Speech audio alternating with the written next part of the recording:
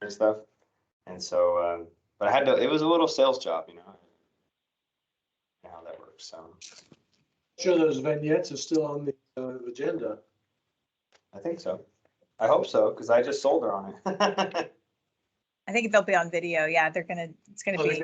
That's right. Yeah, they will. There's little video clips throughout Yeah. the whole thing, yeah. So that'll be Diana and then one from each, I guess, ministry. Right. It's 11:01. All right. I know folks will be coming on as we get going, but in the interest of time, because as you'll learn, Peter is one of those people that has lived like 15 lives and packed into a few years. And so I don't want to short shrift that conversation. So I want to welcome you to the last donor spotlight of the year. I want to thank Amy for getting us organized. I want to thank John and the team at St. Mary's for that cool scene up there. And want to remind all of us why we do the donor spotlight for those of you who are new to the organization, and just to remember that this is an opportunity for our most important and closest donors and volunteers to really share directly their story, both their personal story and what motivates them to be involved with all of our caregivers. That too often that direct relationship only rests with the fundraiser or the CPO. But really, we're all part of what makes philanthropy go well, or we're all a part of the donor experience for everyone. And so this is an opportunity for every caregiver to hear directly from our donors. Also, in an ideal world, we'd be in a big room and we could go around and everyone could introduce themselves to our spotlight participant, because I'm so proud of every caregiver in this region, and I want our donors and volunteers to feel that sense of pride as well. So in lieu of that, when we do our Q&A, we're going to ask that you come on camera, introduce yourself to Peter, talk about where you're from within the organization, and share that. Before I turn it over to Randy, again, I want to thank Mike and John, and I want to share with you a little bit that, you know, Peter, when you think back and we look back at the success of the St. Mary Medical Foundation in a few years, the gift that Peter just made this year to name the EP Lab, and you'll hear more about that, will absolutely be recognized as the turning point for that ministry. That naming is going to be used to accelerate philanthropy and diversify philanthropy in a way that we will look back and pinpoint the moment when that happened. And so it's super important that you hear about Peter and what motivates him. There's a lot of lessons to be learned for all of us, regardless of where we are in the region. So it's a really exciting time. Thank you all for being with us. I know this holiday season is right upon us, so thank you for taking the time. With that, I want to introduce you to someone super special, one of the hardest working, if not the hardest working, chief executive in our region, Randy Castillo, my brother in MLF and all things. Super proud of the work that you're doing there, and Randy will lead us on the reflection. Thank you. Hold on. I apologize. Give me a second here. John, I think you gave me the, you sent it to me, right? I did, yeah. I sent you everything yesterday. Sorry, this is my fault, Kenya. This is what happens when you roll from one meeting to another, so. Quite all right. It's snowy where you are, so it's hard to kind of, you know, find all this stuff. Hey, you know, so our reflection is from Father Madai, founder of Sisters St. Joseph. And it's a quote: "Go out into the city, divide the neighborhoods, find out the needs, do your best to meet those needs, and find others who want to do good, works with you." So as we, I think most of us in Providence have heard that reflection. As a chief executive, you know, it's my privilege to run a ministry and set out the vision. But it's even much more special when you can make the connection and actually make the vision a reality. And here we are highlighting and spotlighting Peter, who I know hates this, just like I hate attention. Because I feel that Peter and I are wired the same way. It's really about the work, you know, and it's about the good work. The I think the first meeting I came, I joined the foundation board and and some of our influential donors. I talked about electrophysiology, and I can tell you, Peter was the first one to say, "Hey, I've had one of those done." And I said, "Oh, I'm curious, Peter, where'd you go?" And ironically, he went to St. John, Santa Monica. So I don't know if you guys have ever made that drive. It's not pretty. It's a pretty drive, but it's not a pretty drive for the fact that it probably could take 3 hours or 2.5 hours or an hour, depending on how fast. I spent the night at a hotel down there. The next night in St. John's at the hospital. Absolutely. And Peter, that's the story of the high desert, right? We don't have the services up here, and we have to, seek it out somewhere else down the hill. And fortunate for some of us that are fortunate that have the means to travel and stay overnight, it's phenomenal. But our community doesn't. Most of the folks here in this community don't have that privilege or that ability. So when we started talking about outmigration and setting a vision for St. Mary, and we threw out electrophysiology as an idea, it was amazing to see Peter just say, I'll take the first step. And here we are. I know we've been kind of slowed down by a pandemic. We should be a year ahead than where we are. But all this wouldn't happen had it not been for Peter's generosity and willingness. And it's such an honor to just highlight you, Peter, and just say thank you. Because we were at a dinner about 2 weeks ago, and I did share with the group that we're up to 16 patients now in the high desert that would have traveled somewhere else, whether it's LA County, Orange County, Riverside County, San Diego County. But because of this service line, here we are. We've made a difference for 16 patients in 2 months. That's phenomenal, and it's such a privilege. So again, thank you, Peter. My pleasure. All right, John, My turn, Kenya? All your right, turn. cool. Take it away. Thank you both for the introductions. I couldn't have said it better. The interesting thing about my journey here, I've been here 3.5 years. Mike's been here almost 10. Is Peter has been a steadfast, thoughtful partner to us as a board member, as a donor, and so when the opportunity came up to think about who to spotlight and who has kind of a really interesting, unique story to tell, the only person to choose was Peter. And so I'm glad, despite him being very humble, I'm glad he was willing. So thank you, Peter, for that. One unique thing is I wanted to make sure that on our meeting today that Mike was included, because Mike and Peter have had, 2 decades long, maybe longer relationship? Close to 3. Almost 30 years of a relationship professionally before, and now as Peter's been connected with here. And I was joking earlier that Peter kind of taught Mike how to be a fundraiser. and not all that's true, but in many ways, I think Peter, as he's grown as a donor and as a partner to us, we've all grown alongside him too. And so I think that's really neat. So one thing, Peter, that I think people will learn really fast is you have an accent. So can you tell us just a little bit about your personal background? Where were you born and raised, and what was that like? Well, I was born at St. Martin's Hospital in Bath, England. Many of you probably have been to Bath. It's a beautiful city. July 22nd, 1946 at 3 a.m. I was born in a Nissen hut, which was used during World War II for disabled soldiers. And that's all they had available at the time. So my mother said that, and I was a very tall baby. My mother said I stretched from one side of the bed to the other.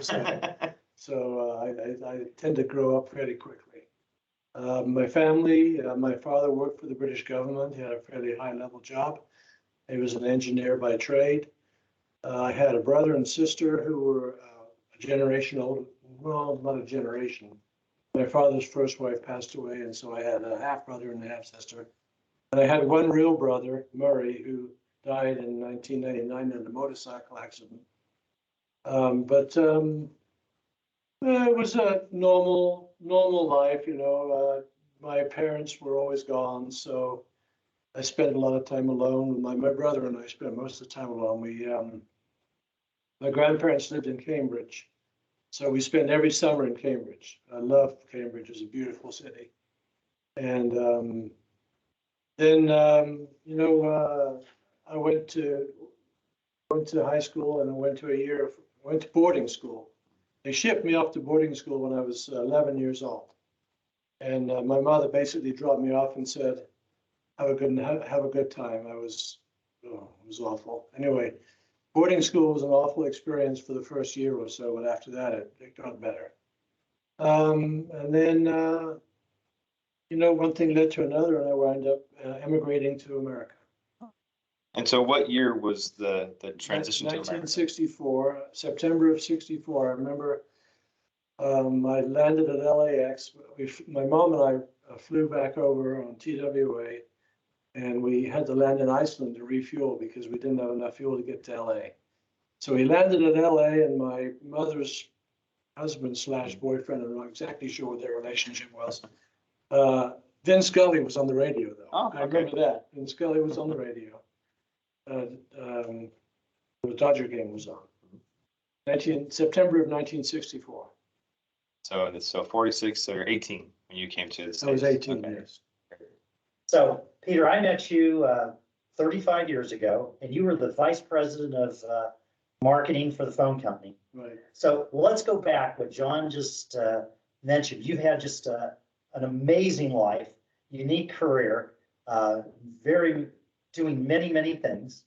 And so, well, I met you in 1986, from 65 to 86. Just briefly, what happened? Well, I got a job working at Riviera Country Club in Pacific Palisades, bringing the golf carts out in the morning and doing a little caddying in the afternoon. It was actually a great job, but it was just like a temporary job. And a friend of my mother's worked for the General Telephone and said, "Why don't you apply for a job at the phone company?" So I said, "Okay." So I went and applied. I got a job at the phone company, and I was there for 29 years. I worked at the phone company, and I realized that if I wanted to get ahead, I had to get a degree. So I went to Santa Monica City College, and I got my AA degree, and then I went to I eventually got transferred to Victorville. So that's how you got here to the Victor Valley, to Apple Valley. I went from Santa Monica. I worked in Malibu. I was a central office repairman in Malibu. I worked in the central office. Then my mom moved to Taft. So I helped her move, and I wound up living in Taft, and that's when I started with Contel.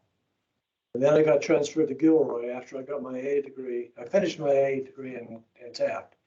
I moved to Gilroy. I lived in Gilroy. I was like the assistant office manager in Gilroy, and I went to a school in Bakersfield, and a young guy who worked in Victorville recommended me to his boss as a potential candidate for a job. So I wound up in Victorville, transferred to Victorville with a phone company.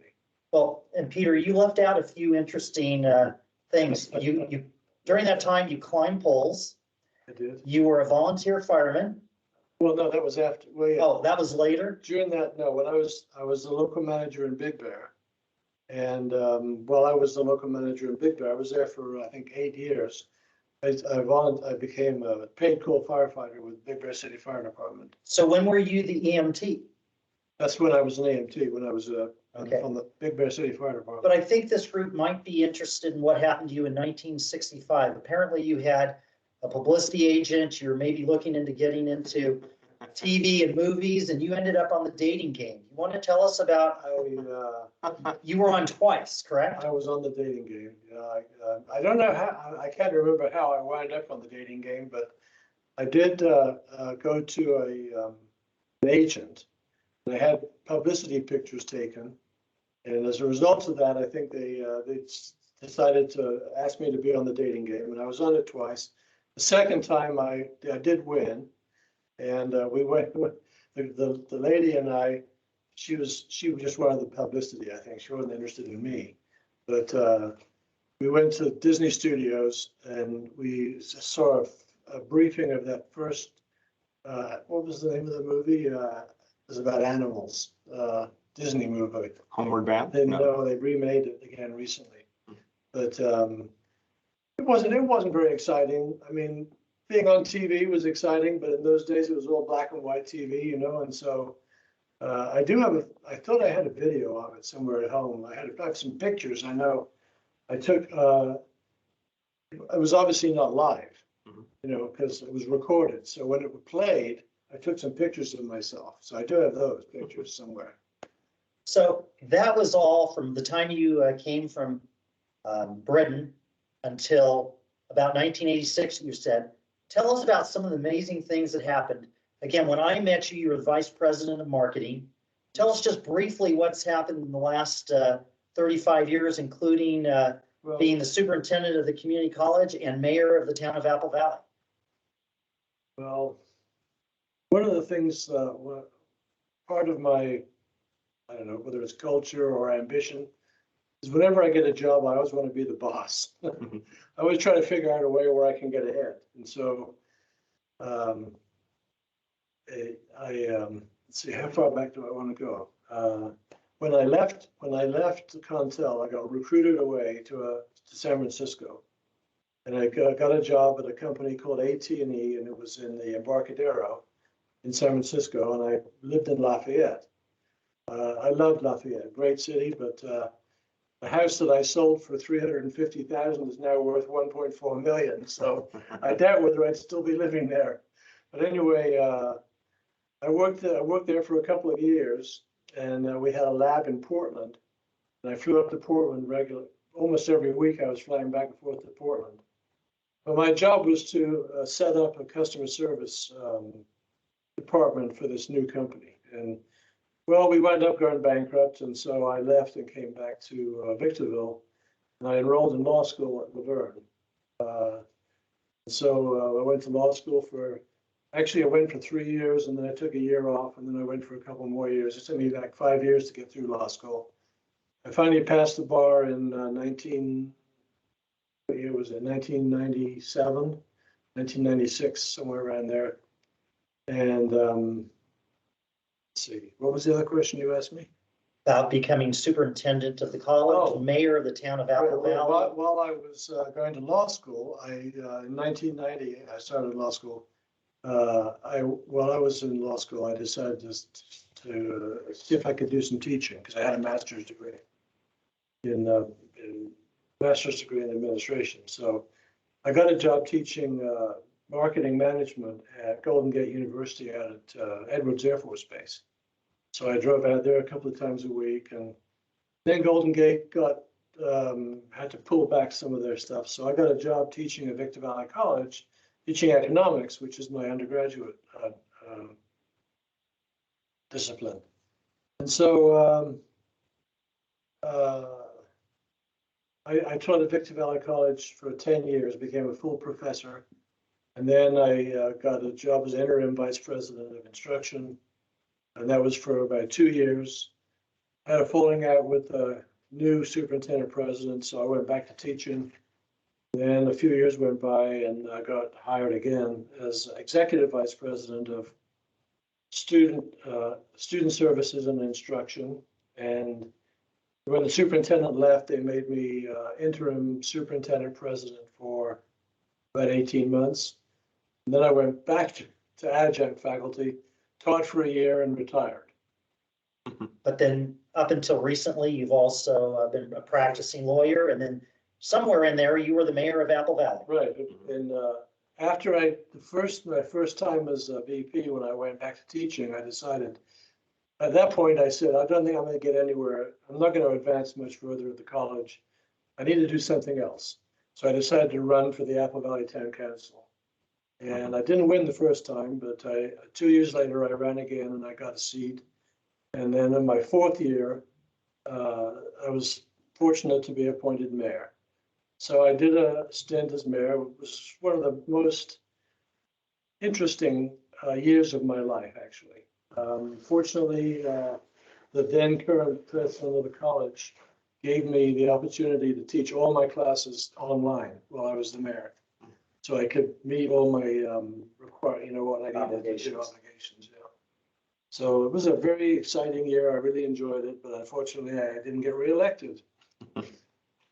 Wow. So You win some, you lose some, right? that's the story of my life. And then you practiced law for a short time. I've actually practiced law for a long time, but most recently I did almost all wills and trusts, estate planning. I did estate planning up until this year when I finally went inactive in April of this year. I decided that at 75 years old, my brain was not as flexible as it used to be, and I was afraid that I would make mistakes, and I didn't want to have that happen. So I decided to retire. And I mean, I'm not really retired. I'm part of the foundation board at St. Mary's. I'm still on the foundation board at Victor Valley College. I do work for both organizations. I keep it separate, obviously, because you have to. But I'm anxious to do whatever I can do to help my community, help the people in my community, help wherever I can. Yeah, and we certainly appreciate that. I think for everybody that's listening to your story, it's probably one of the most interesting, I'll call it a journey, almost a pilgrimage, if you will, of finding, in each step, responding to saying, how can I best serve my community? How can I best use my talents and skills, even to the degree of just switching career directions, going to law school, all these things. As I've gotten to know you, Peter, over the years, it just always blows my mind how much you've been able to fit into one lifetime.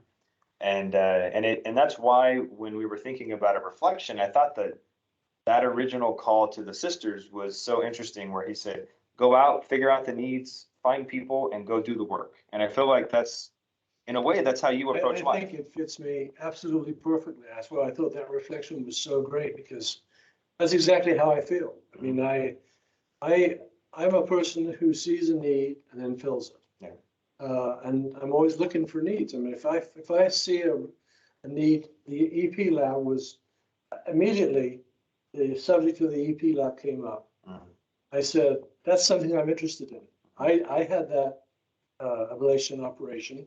I had to go to Santa Monica I didn't have to go to Santa Monica. I probably could have get it done somewhere else, but my doctor happened to know a doctor in Santa Monica who was an expert at this. So that's where I went.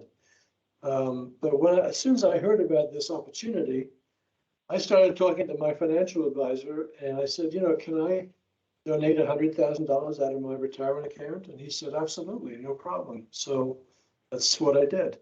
Yeah, it's wonderful. So taking a step back and looking at your kind of unique journey, because I feel like at each stage, maybe not the dating game, but in other places, you've looked at a community that you're in and said, how can I support this community? Whether it's volunteer firefighter, being involved in Rotary, town council, et cetera, et cetera. I mean, the list is so long. Where do you believe you got that instinct or desire or motivation to be philanthropic and to be a community building person? Well, I don't know whether you're born into that or whether it's something you learn. I think that it actually started, I think, when I was in Gilroy. Gilroy is a very unique town. It smells like garlic. Very unique town. I was part of the Rotary Club in Gilroy. I was part of the JCs, Gilroy JCs. I got very involved in the community in Gilroy. And while I was there, in the relatively short time while I was there, I got to know a lot of people, and I got to help with a lot of activities in the town of Gilroy. And I'm sure even 35, when did I leave Gilroy? 1971, that's 50 years ago. I bet I could go back to Gilroy and there'd be someone there that would remember me, because I did make a pretty big impact I did a lot of stuff in Gilroy. And that was when I first started really thinking about what can I just don't want to be a taker. I want to be a giver. And I saw so many people that were just takers. I said, that's not mine. That's not me. I want to be a giver. So I think that's probably where I learned it.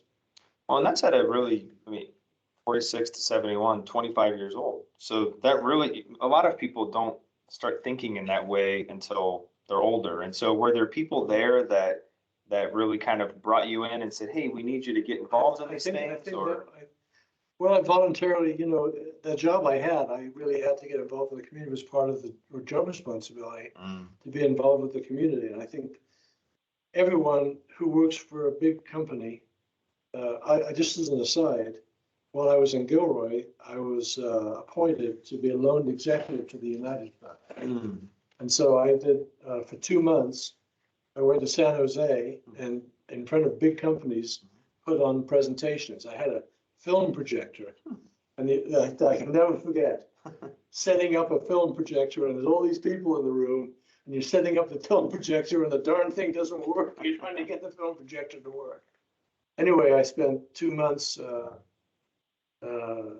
talking about the importance of giving to the United Way, and maybe that was part of what turned me around too, to become more philanthropic. I don't know.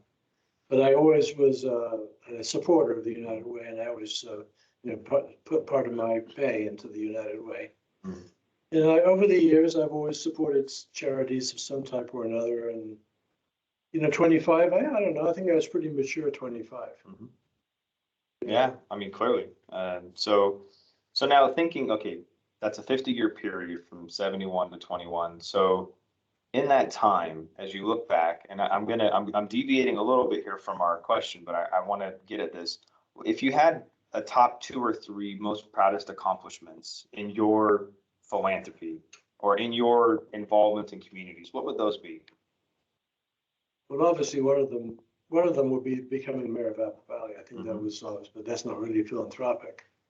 These can be any accomplishments, so being involved in the community. It's hard to pick 1 or 2. I mean, I feel like I've done.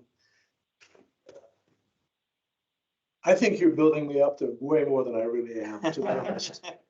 I'm really just an ordinary person. I just see opportunities and I act on them. I don't feel that I'm much different than anybody else, and yet I don't know.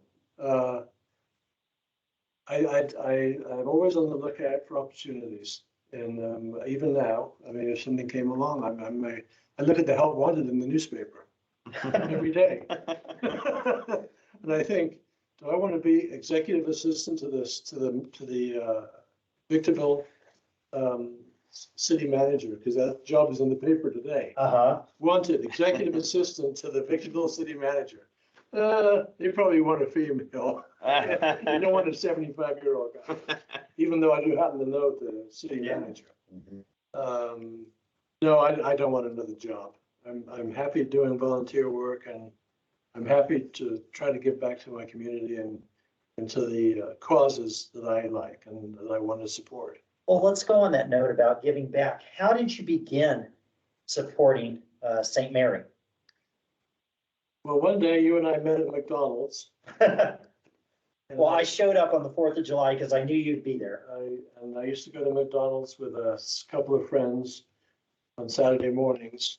Unfortunately, all 3 of them have passed away now. So, but Mike came and he sat down with me and asked me if I would be interested in supporting St. Mary's, since that was his job, raise funds. And so I felt, that it would be a good thing. I wrote him a check for $500, and he invited me to come to a lunch at the hospital. So I went to a lunch with the then chief executive officer and the then chief philanthropy officer and a few other people. And I thought, this is a good thing to do. I mean, I love St. Mary's. I've been patient here 2 or 3 times. First time I had nose surgery back in the early 80s. And I remember that, I can remember the room I was in. It was in a very far end room. I had a deviated septum. So Dr. Chow, who's no longer, but not the same Dr. Chow that's here now, the one that moved, did surgery. And then I was in here for a couple other things more recently than that. And I thought that the hospital was absolutely the epitome of what a hospital should be. The doctors, the nurses, the rooms, everything was just great. And so I said, this is a cause I can support. So I started donating $5,000 a year. Every January, I donate $5,000 to the foundation so that, and I believe that if you're going to be on foundation board, you should demonstrate your willingness to support the foundation by donating at least $1,000. And I think 5,000 is a fair amount of money. I think that's what every director should support their foundation by giving us a significant amount of money. Otherwise, I just don't think you're demonstrating that you really want to do the job that you're not hired to do, but volunteered to do. As a director of the foundation board, you've got to spend time helping the foundation meet their obligations, meet their goals and objectives. And that's why I'm willing to take on these different things that I've been doing. Well, Peter, Randy brought up the EP lab. I believe Kenya brought that up. You've even brought it up a little bit. Do you want to tell us anything else that may have been missed as to why you made Well, of course, that donation? That was the fact you were going to put my plaque with my picture on the wall. You didn't know that before. I didn't know that, but Randy talked a lot about the importance of having local doctors to do ablations, and John and I talked too about how many people have AFib, how many people come in here with a stroke that have had AFib for years. And I had AFib for many, many years. I remember my mom had it, and I think I inherited it from my mother. But anyway, I went to Victor Valley Global once and had what do you call it? I forget what it's called. They inject you with this stuff that looks like epoxy, and it stops your heart and restarts it. And I had that done, but it didn't last. And then I went to Dr. Lai, and he was giving me medication and stuff, and he said, you know what, you really need an ablation. And so he referred me to Dr. Ashtiani, who does ablations, but he wanted me to go to Dr. Doshi at St. John's, and so that's what I did. But to make a long story short, I think it's absolutely critical that people who have AFib have the opportunity to get it resolved, because it does result in strokes, does result in early deaths, and people should realize that. There's so many people that live with AFib that don't realize that A, they've got it, and B, how dangerous it is. It's very dangerous. I mean, you can get a stroke, you can get a blood clot going into your brain in no time from AFib. So that's why I was so anxious to see it done. I think you were the person that clued me into that. And so back when we were looking into electrophysiology as a new service, I remember doing the research and realizing that 22% of our stroke patients are co-diagnosed with atrial fibrillation, so an irregular heartbeat. And so what a neat thing, right? So for all those patients in the high desert that are at risk of stroke, and then the research shows that if people with AFib have a stroke, it's usually much more severe. Yeah. Because it's a larger blood clot, causes more of a brain bleed, that kind of thing. And so so I remember having that conversation and being really enlightened by that. So thank you in a way. So well, I want to ask one final question. So if anybody on the call has other questions, please get your holster ready. But the last question is, I know today we would call what Mike did stalking, right? Going to McDonald's when you're going to be there and hitting you up for a gift. And so So, but maybe back then we just didn't call that what it is. And so, so I'm just giving you a hard time, Mike. So, but over the years, you've had experiences here with our fundraising staff. I know you've given to other nonprofits and experienced how that has helped you make giving decisions. And so what advice would you have for fundraising professionals like us? What are the things that we can do to really engage people like yourself and many other donors across Southern It's California? a very simple answer, and that is identify a specific need.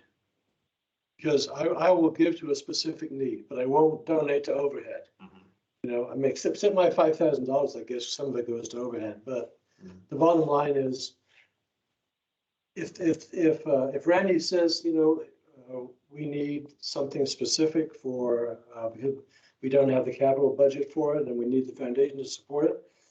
If I feel like it's something that's going to be needed by the community and needed by the hospital, I'd be happy to donate towards it. I think that philanthropic staff needs to work on, all hospitals need to work on identifying specific things that people can give to. I don't know if it's true, but I heard that someone gave $50 million to a hospital in Orange County. If I had $50 million and I was going to die tomorrow, I'd probably do the same thing. But I don't have $50 million, and I hope I'm not going to die tomorrow. Yeah. But there was something that was on the meeting this morning that talked about giving a gift and also there's two kinds of gifts. There's a gift you give now, and there's a gift that you give later. Planned gift. Planned gift. So the importance of getting people to understand that a gift now is important, but planned gifts are even more important because they create opportunities in the future for the hospital to develop more needs for their patients.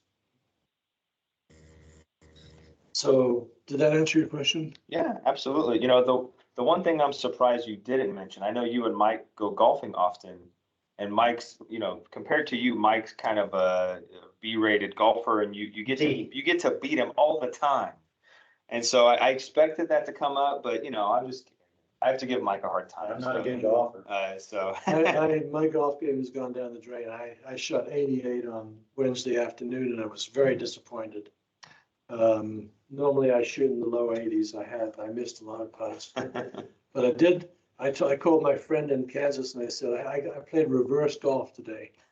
Normally I can hit my drives and my other shots pretty well, and I can't chip at all. But on Wednesday afternoon, all of a sudden I started being able to make chips, and I hit 3 or 4 chips from 50 yards, about this far from the pin.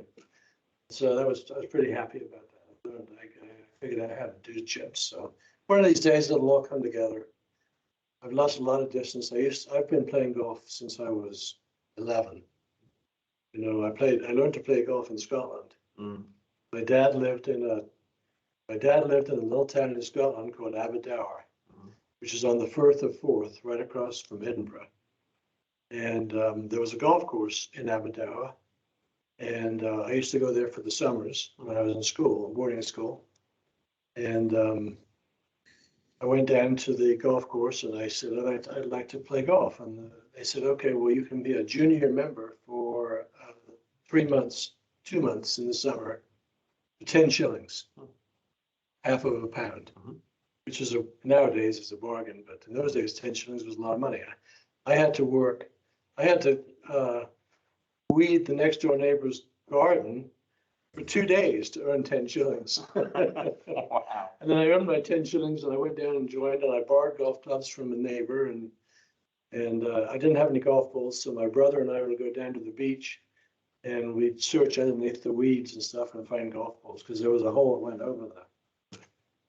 Anyway, so I really started playing golf a lot when I was younger, and then I stopped. When I lived in the Bay Area, it was very hard to play golf. It was so expensive and so crowded.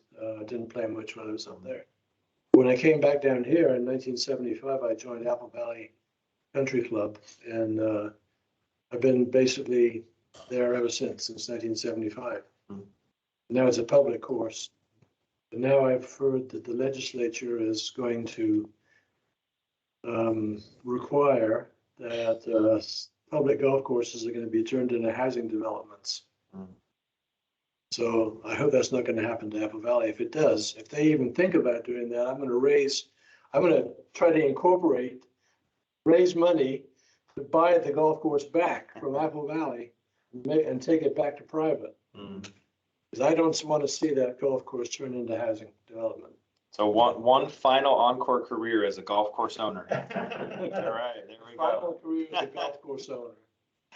All right, well, those are the questions that we wanted to make sure to go through. So I want to pass it back to you, Kenya, if there's any questions from our listeners. We have, first of all, thank you, Peter. I mean, I think you gave everyone a sense of what we've gotten to know is that you have led a very interesting life. You downplay it, but I know for sure that it is a remarkable one, and we're happy to have intersected with that life, and are so grateful for your generosity. So I'd love to introduce you to some of our good colleagues. A reminder, this is an invitation that's open to every philanthropy caregiver in Southern California across that wide geographic area. So we're going to start in Orange County at St. Joe's Orange. So Whitney Poole, would you please introduce yourself? Come on, you are on camera, and ask your question. Hi, Mr. Allan. My name is Whitney Poole. I am a major gift officer with the St. Joseph Hospital in Orange. And since we're in sort of the Christmas time, I was wondering, what is the most meaningful gift that you've received? And what's the most meaningful gift that you've given? And that can be philanthropic or material. That's an interesting question. What gift have I? Well, I'm sure when I was a small child, I think Christmas is for children. Children love to get their toys and stuff for Christmas, and I'm sure when I was young, I have a picture of myself as about 5 years old, sitting on the fireplace in our house in Coondown, which is outside of Bath. And I have this toy, and I can't remember what it was, but it was the most exciting gift I'd ever received in my 5 years. Since I'm divorced now and I don't celebrate Christmas too much, you're basically by myself at Christmas. So, but the other question was, what have I given for Christmas? Boy, that's tough. I don't know. I suppose over the years I've given people things. I'm not really, a box of C's candy, I think, is the best gift I can give someone for Christmas. Well, we've got one right here. There you go. A 2-pound box of C's nuts and chews. I think is the best thing you can give someone for Christmas, and I do that all the time. So maybe Love that's it. it. Thank you, Whitney. Now we're going to move up to LA and to one of our newer team members. Lynn, would you introduce yourself and come on camera? That's great. And then ask your question. Hello, everyone. I'm on day 15, joining Providence, a little company of Mary. I'm very excited to be here, so thank you. Mr. Allan, my question is, what have you yet not accomplished or done that's on your bucket list? Wow.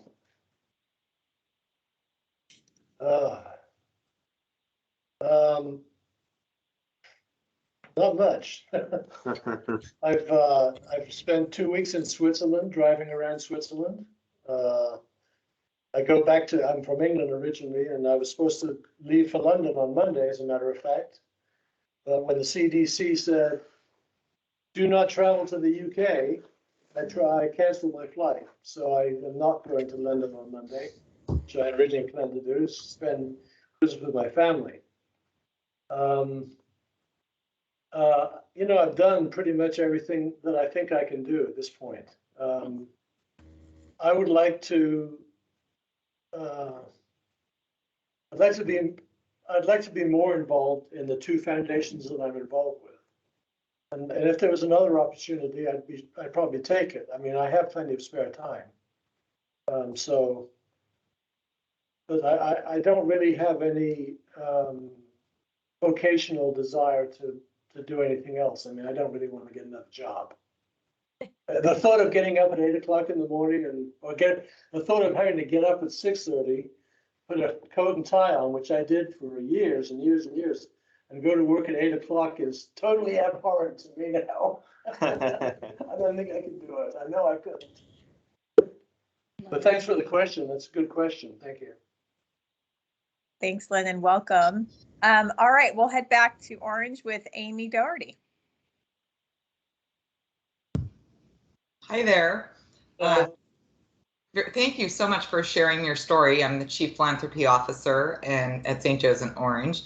And I wanted to know, one of the things as gift officers and individuals working with donors, we're always trying to think of a nice way to say thank you. And so I'm wondering, has there been any expression of gratitude that you've received from a gift you've given that has been meaningful to you? Well, I mean, I've got a nice plaque up here in the hospital, which I think is very, very well designed, and it's a beautiful plaque. I don't know how many people actually see it, but I thought I had a picture of it on my phone. I was going to show it to someone, and I don't have it. So, but anyway, I think that was a nice thank you. I get thank yous from these two guys constantly. You know, I know that I'm welcome here, and I know that if I have lunch with Mike quite often. And the other day, John and Kenya and I had lunch, and Mike. And before COVID, we used to have lunches here 4 times a year, and I'd even have breakfast with the CEO. You know. But all that's gone away. COVID has really changed everything. And I'd like to go back to those days. I thought that was very inspiring, to be able to come to a lunch here at the hospital and hear from the nurses, the doctors, the administrators, all about what goes on at the hospital. And I don't hear enough about that now. I hear it from Randy. Whenever I'm in the same room with Randy, I always hear things about what's going on. And then John tells me a lot, but I miss those 4 lunches that we used to have every year. And I wish we could get those back. I think those are the things that say thank you to the people who donate to the foundation. Those lunches and the breakfast, President's Circle and that. I mean, that's the way that you thank me for donating. Thank you for that. That's a great answer. I really appreciate it. Thank Peter, you. me too. Just so you know, I wish for those days. So Yes. we'll get there. And just for everybody, I did make a promise to Peter that when we build a new hospital, that plaque in how we call it out will be much more prominent, Peter. So don't worry. This is just a stopgap until the new hospital. Have lights. Well, Thank maybe you. Thanks, Amy. Thanks, Randy. Let's head back to, let's go to the Valley. We haven't been there yet. Tina Johan, please say hello. Hello. Hi, Peter, and Hi. thanks. Hi, thanks so much for talking with us. You are delightful, and we're really enjoying this interview. I wanted to ask how you've seen the spirit. Tina, tell them where you're from. Tell them about. Oh, sorry. I thought I heard you say Valley, but I didn't go further than that. I'm with Providence St. Joseph in Burbank. I'm the Chief Philanthropy Officer. So good to see you. Do you know Peter Lynch? Yes, we do. Very well. I will give him your best, and I know he gives his. I actually saw him this morning on a team. Oh, you did? We had a nice little talk this morning. Good. He has an English taxi, and he was telling me about his English taxi this morning. Peter is fascinating, and we hear from him and talk to him all week, every week. So he's a very important leader in our organization and at Providence St. Joseph in Burbank. So the question I was going to ask was just how have you seen the spirit of philanthropy grow in the Apple Valley community, and sort of what are your hopes for philanthropy in that community in the future? I know it's a challenge. This is not a wealthy area. It's a tough area for philanthropists. In my experience over the last 50 years of living here, I noticed that when you go to events, it's usually the same 100 or 200 people that go to the events. It's the same 100 to 200 people that donate to causes. But there's 72,000 people live in Apple Valley. A significant number of those are retired because we have a big retirement community here. But I think it's a challenge. And I'm glad you brought that up because that's the biggest challenge that I see for philanthropic organizations in Apple Valley, Victorville, Hesperia, the whole high desert area.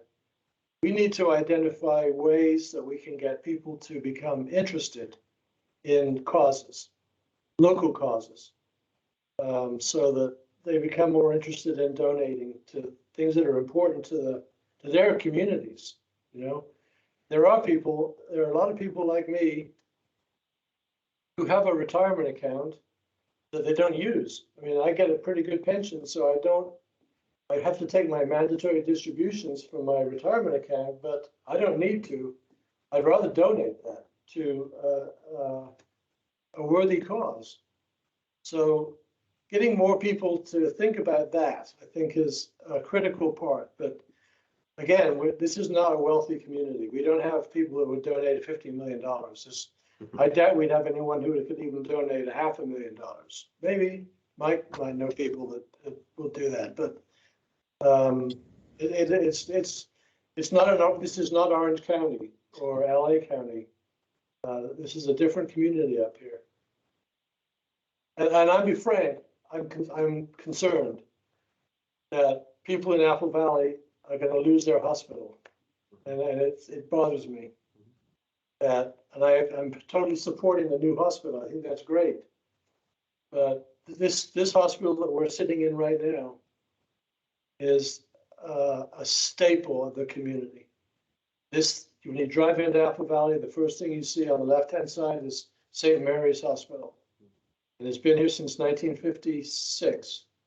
And I'm just hoping and praying that Randy and his team can come up with a way to keep medical services at this hospital in Apple Valley. Thank you, Peter. Thank you.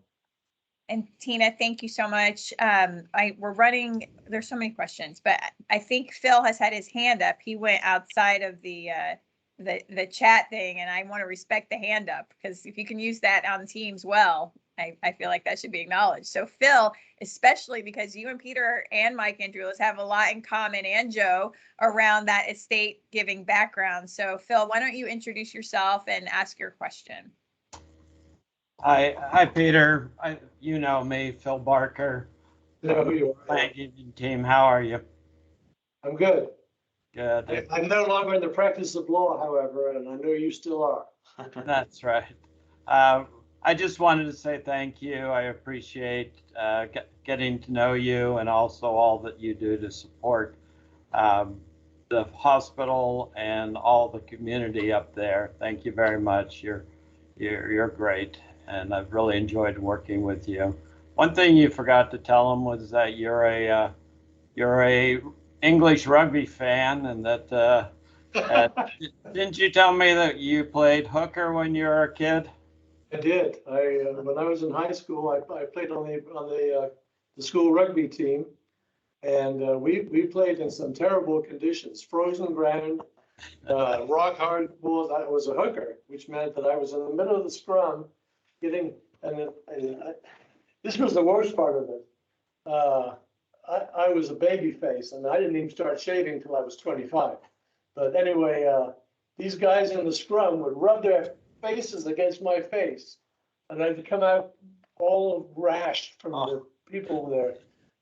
And anyway, my job was to, when the ball was thrown into the scrum, I had to try to get it back so that my, what's the name of the guy that stands there waiting for the ball? Halfback, is it halfback? Scrum half. Scrum half, wait, so the scrum half could get the ball. Right. But yeah, rugby was one of my, I played cricket and rugby in school. All right. If anybody wants to know how to play cricket, I'd be happy to explain it to them, but it might take more than the next 10 minutes to do it. I love that. That could be a retreat breakout. And Phil, you're totally pandering because if you didn't know, Phil's a huge rugby fan, and will get up in the middle of the night to watch those matches live. So I think we definitely need a tutorial on that. I want to squeeze in this last question, and I'd love for you to meet our colleague again over at Little Company. So Paul, could you come on and say hello to Mr. Allan? Hello, Mr. Allan. Hello. Paul Melman. I'm a Senior Director of Development at Providence Little Company of Mary in the South Bay. Been here for 4 years. I don't know for sure, but I'm pretty certain since I loved watching The Dating Game that I probably tuned in when I was a kid and watched you on that show. But here's my question. Here's my question. With so many needs in communities today, how do you decide which organizations are most worthy of your personal philanthropy? Well, this is, like I said earlier, I think that the organization has to identify something that I feel is important for the community. The EP lab to me was clearly an important addition to the hospital because we didn't have an EP lab and people were going to Kaiser or they were going to down the hill to St. Bernardine's or wherever they had to go. And, you know, sometimes you don't want to travel that far. People who have atrial fibrillation, and I had atrial fibrillation for many years. I just didn't think it was that important until I learned from my cardiologist about strokes. You know, then that's when I started being interested. So to answer your question, if an organization came to me and said, we've got this very important project, we need some funding, and I thought that it was something that would be very great for the community, I'd be happy to donate to it. But it would be, you know, I mean, I get a lot of solicitations in the mail, and most of them I don't participate because I'm afraid my name gets sold. And my name has been sold to every outfit in the world that wants to solicit money. Because I get letters daily. I mean, every day I get solicitations. And you could go broke, you know, sending people money. Mm-hmm. So I want to focus on things that I think are important in this community. This community is so important to me. It's not, I mean, the rest of the country is important. And I've sent money to the tornado relief in Tennessee, which I think is, you know, here's what really upsets me. We have a disaster in America, and not one country in the world stands up to support it. You have a disaster in Haiti, and we have people there within 5 minutes helping them. America sends all their people over to other countries to help them, but nobody ever helps America. And that kind of upsets me. Well, thank you for that answer, and thank you. Apple Valley is very fortunate to have you there, indeed. Thank you. We all are actually. Your benefit is spreading throughout Southern California, and we're really grateful for that, Peter. Just by the way that you lead and your generosity of spirit. And I'm going to end with a softball question from a fellow High Desert resident, Amy Migler. Could you ask your very important question? Oh no, I was hoping we would have no time for this. Hello. I moved there full time this year. My super important question is, what is your most favorite restaurant in Victorville, Apple Valley, Hesperia? Because food is life. Probably Carpino's is probably the place I would go the most. Okay. Although I used to go to the Olive Garden before COVID. would go to the Olive Garden probably once a month. But I go to Carpino's fairly often.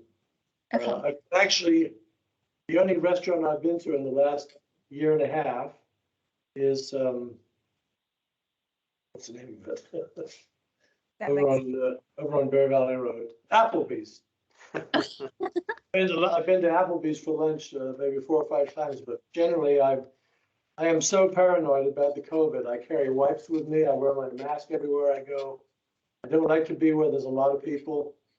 So I haven't really been going out much. I've been staying home. Well, but you did tell me about a $30 breakfast though. At Corky's. Didn't you go there recently? Oh. Yeah, well, I came back from Kansas and I didn't have any groceries in the house, so I decided to try Corky's because I'd never been there yet. And I ordered the Eggs Benedict and a glass of orange juice, and it was like $27. No, it was $24 when I left a $6 tip. So I wound up spending $30 on the Corky's breakfast. And since then, Mike and I have been there a few times, and I figured out how to get a good breakfast at a much lower price. Yeah, I mean, Mike should be paying for that, I'm pretty sure. No, I don't think they should pay. When I go to breakfast or lunch with these guys, I think I should pay. Oh, see? I'm the donor.